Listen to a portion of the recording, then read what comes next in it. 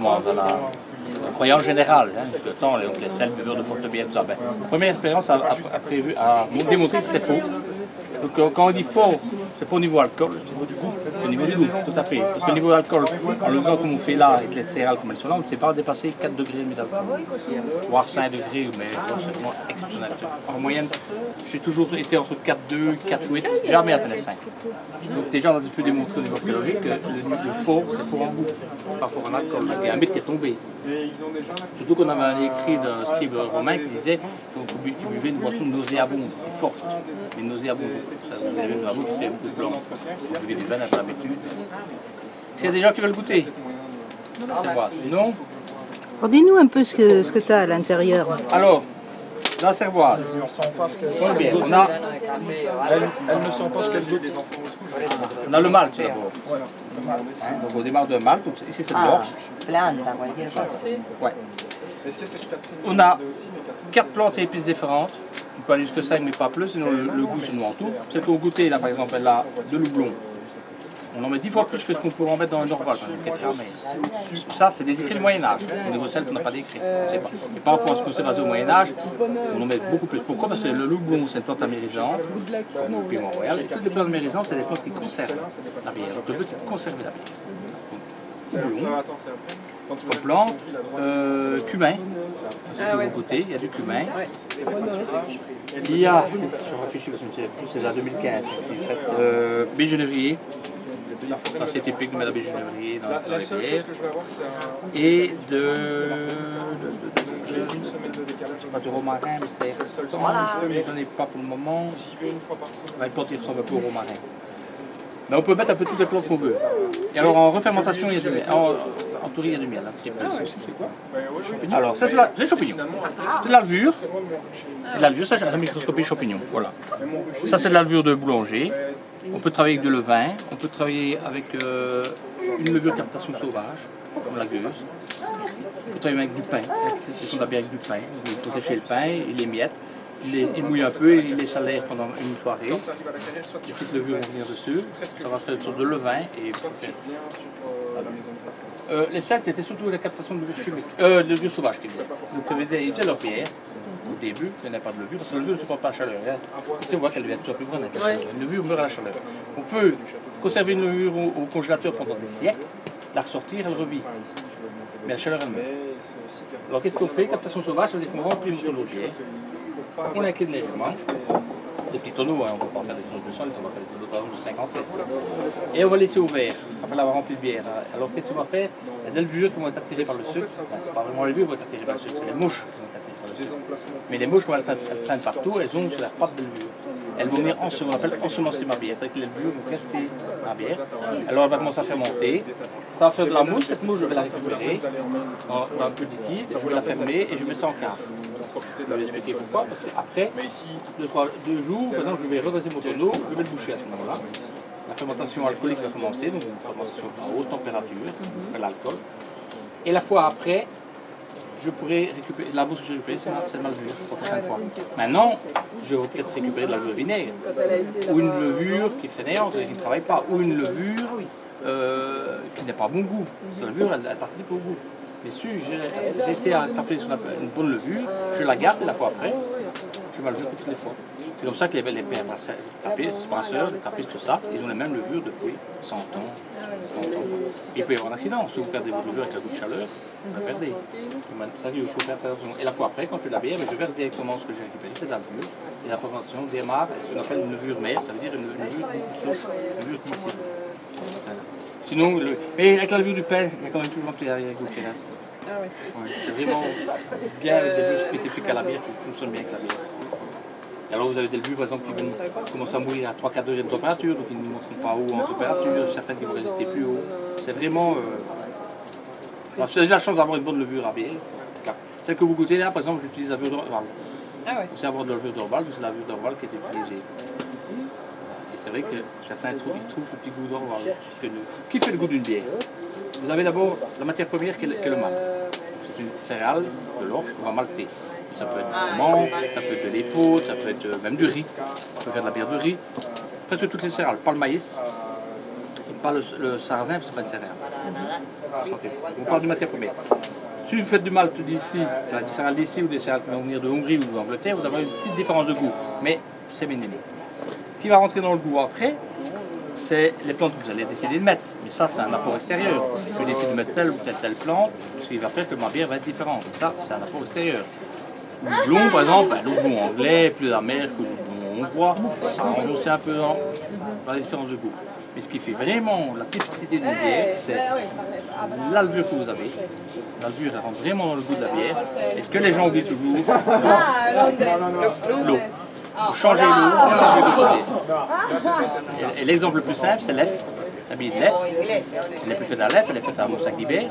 Quand ils brassent, ils viennent chercher, en camion citerne, ils viennent pomper l'eau à la source de l'EF. On l'a fait. Par contre, on fait la lèvre pour le marché français en bouteille de 25 centilitres. Et elle est brassée à Lille. Et qui est faite avec l'eau de Lille. Ouvrez une bouteille de 35, ouvrez une bouteille de 25 une fois que vous aurez l'occasion, et bien goûtez. La même lèvre, la lèvre blonde. Vous pouvez voir la différence. Parce que vous changez l'eau. C'est vraiment l'eau, l'alvure qui font les goûts. Typicité d'une bière, pas les goûts de typicité. Maintenant, les goûts, c'est les plantes qu'on va essayer de mettre. Vous mettez telle plante, la quantité, et ça, c'est un truc aussi chez vous soi-même. Et vous changez votre eau, vous changez votre levure, vous changez votre bière. Bon, voilà, le problème, on va voir la perte de savure, il y a eu l'accident, dans les années 80 ou 90, je sais plus, je pense que c'est 80. Je ne connais pas vraiment l'histoire, mais on a raconté qu'ils changeaient leur châssis, par exemple, ils avaient arraché le châssis, donc ils stockaient leur levure, donc la chaleur avait rentré, la levure glissait. Bon, je vais expliquer, donc l'orange, c'est une céréale qu'on va malter. Pourquoi est-ce qu'on va la malter? C'est parce que dans une graine, il y a du sucre, fructose, fructose. Ce sucre, ça va permettre aux graines de pousser. Ça va être à la pluie, le grain va dire « Ah, il pleut, je peux germer ». Si le grain vous gardez au sec pendant quelques mois, voire des années, il ne peut jamais. Il paraît-il qu'en Égypte, ils ont trouvé déjà rempli de céréales et ils ont mis à germer, ça après. Donc, pour accéder à ce sucre-là, je ne sais pas y accéder en tant que grain naturel. Je peux le mettre bouillir, faire tout ce que je veux, je ne parviendrai pas à accéder à son sucre comme il faut. Alors, qu'est-ce qu'on va faire? C'est souvent été trouvé accidentel. On va faire quoi? Au grain, il va germer.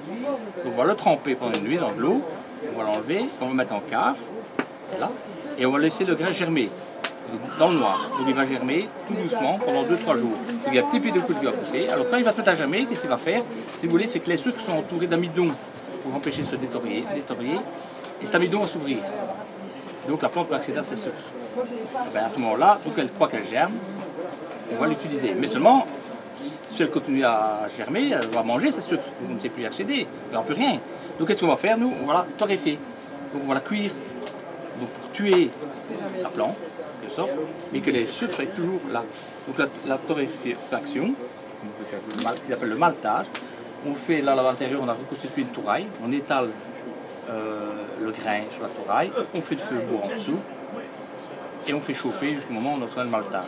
Ici, c'est du malt qu'on achète dans une malterie du château, dans les malteries en Belgique.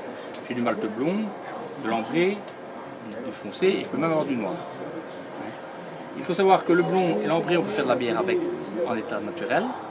On ne sait pas faire de la bière qu'avec du brun. Encore moins avec du noir. Donc le brun, vous pouvez écouter si vous voulez. Le brun, par exemple, il va amener... Le brun, il va amener le côté couleur. Ça, tu as goûté? Je vais goûter. Et ça, c'est le blond. Merci. Voilà, il y a la différence aussi avec le brun. Donc il va amener le côté couleur et il va amener le côté chocolat ou cacao. Il est un peu plus brun aussi. Alors, pourquoi je ne sais pas faire de la bière qu'avec du brun? C'est parce que les sucres sont brûlés. Donc je ne sais pas faire de la bière avec ça.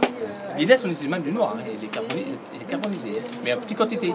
Pour faire la bière que je n'ai pas goûté, je vais faire goûter. Vous voulez goûter la cervoise? Ah oui, oui. Alors pour faire la bière, il faut du sucre. Donc ce sucre brûlé, on ne sait pas le faire.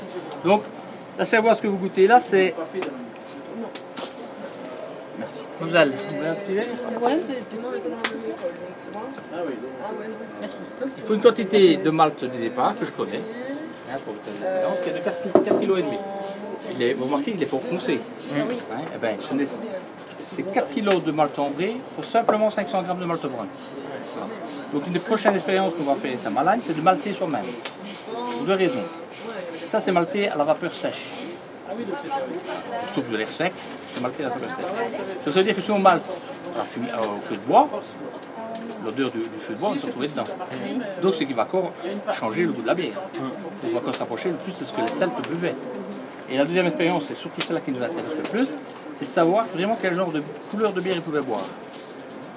Parce que si c'est 500 grammes, simplement comme une bière foncée comme ça, en maltant nous-mêmes, on pourra voir la couleur qu'on obtient. Parce que comme on malte avec des flammes en dessous, on aura des grains brûlés. Donc du malt blond, on est déjà presque sûr qu'on ne sait pas en faire. On ne saura pas malter du malt blond. Parce que même si on a quelques grains brûlés, ça va colorier. Maintenant, est-ce qu'on peut essayer à faire de l'ambré? Donc les expériences vont faire qu'on va pouvoir voir un peu le genre de bière, la couleur de bière, ils savent boire. Le blond, on peut, la bière blonde, certains cuire. Ce n'est pas possible d'en avoir. Donc à mon avis, ambré foncé à brun clair, voire peut-être brun foncé. C'est une expérience qu'on va devoir faire. Quand on a fait notre malt, on va le concasser. Donc on va mettre dans une meule et on va concasser le grain. Pas de la farine, surtout pas, c'est pas ça qui nous intéresse, c'est juste le concasser pour accéder plus facilement au sucre. Quand on l'a concassé, on va le mettre à faire ce qu'on appelle l'empâtage. Donc ça veut dire une quantité donc de 4,5 kg de malt et je vais mettre 7 litres d'eau. C'est mon départ. Et j'arriverai toujours à la fin à la même quantité de bière. Toujours. Avec une centaine de millilitres différents. Hein. Ça c'est l'empâtage. Donc, et nous à 40 degrés. La température du corps, c'est la trouver. Et je vais faire ça pendant 1 heure. Donc ça, le grain va gonfler. Je vais le couvrir. 1 heure, ça va gonfler. Ensuite, je vais enlever. Et je vais prendre de l'eau qui bout en permanence. Là, elle est simplement chaude, mais l'eau doit bouillir. En permanence, bouillir. Ah ouais. C'est des choses un peu compliquées. Donc quand je fais plus ou moins 50 litres, j'ai 2 grands feux à côté de moi, sur 2 trépieds, et l'eau, elle bout en permanence. C'est de goûter que ça fait. Et je vais ajouter un nombre de louches que je ne compte pas. Je dois atteindre la température de 50-55 degrés. Fourchette. Ça, j'arrive pas à la trouver avec la main. Je contrôle toujours avec un thermomètre. Eux, ils ont fait régulièrement de la bière, ils ont plus d'habitude, au moins. Je mélange, je recouvre. Je laisse à nouveau reposer 1 heure. Là, c'est le premier brassage qui a commencé. Et là, on va en faire 3. En brasserie moderne, en général, il n'en faut plus que 2. Et après, il faut un autre système qui s'appelle laver les drèches. Ici, on va passer 3. 1 heure après, je reprends de votre eau et je refais monter ma température à ce moment-là vers 60-65 degrés. Moi, je coupe la poire en deux. Moi, je fais 62 degrés. Chaque degré est important dans la brasserie moderne, par exemple. Tel brasseur, c'est bien qu'il doit par exemple atteindre 63 degrés. Mais ils ont des cuves thermorégulées, ils tapent 63 degrés, et à 63 degrés. Ouais, ou pas. Donc je mélange, je retrouve toujours avec mon thermomètre, jusqu'à mon telle température là. Selon qu'il fait chaud dehors ou pas, ben, voilà, si c'est passé la tête ou pas. Je le recouvre à nouveau, 1 heure, reposé. Troisième fois, je reprends de l'eau. Et là, je vais faire monter la température. Je vais essayer d'atteindre les 70 degrés. Il n'atteint qu'une fois, ça est sur le printemps. En général, je me situe souvent vers 60, j'ai du mal à monter plus haut. À ce moment, je vais beau amener de l'eau bouillante. Sinon, j'ai mon récipient qui va me dire, bon, stop. Pas compliqué, je ne peux pas dépasser la hauteur de mon récipient. Donc c'est bien. Et en général, chaque fois que j'en fais, j'arrive à ras. Souvent, je suis entre 60, sur la température entre 68 et 70 degrés. Je remélange, je laisse ça me reposer 1 heure. Donc j'ai fait 3 brassages. Alors pourquoi 3 brassages? Comme j'ai expliqué, dans le malt, il y a 3 sucres. 3 sucres différents. Et ces sucres, ils fondent à 3 températures différentes. Donc si je monte directement à 70 degrés d'une traite, par exemple, allez, je mets ça dans le chaudron et je mets le feu en dessous directement, qu'est-ce qui va arriver quand on goûte trop du sucre? Les caramels. Ah ouais, et le sucre est dénaturé. C'est pas ça qui nous intéresse. Nous, c'est extraire le sucre en tant que produit naturel. Et le seul moyen d'avoir du sucre à l'époque, c'est là-dedans, dans les céréales, les fruits, qui sont les grands sucrés, et le miel. Mais à l'époque, le miel, c'est une denrée rare. On va commencer à s'utiliser, à prendre des kilomètres de miel pour faire un peu de bière, c'est pas possible.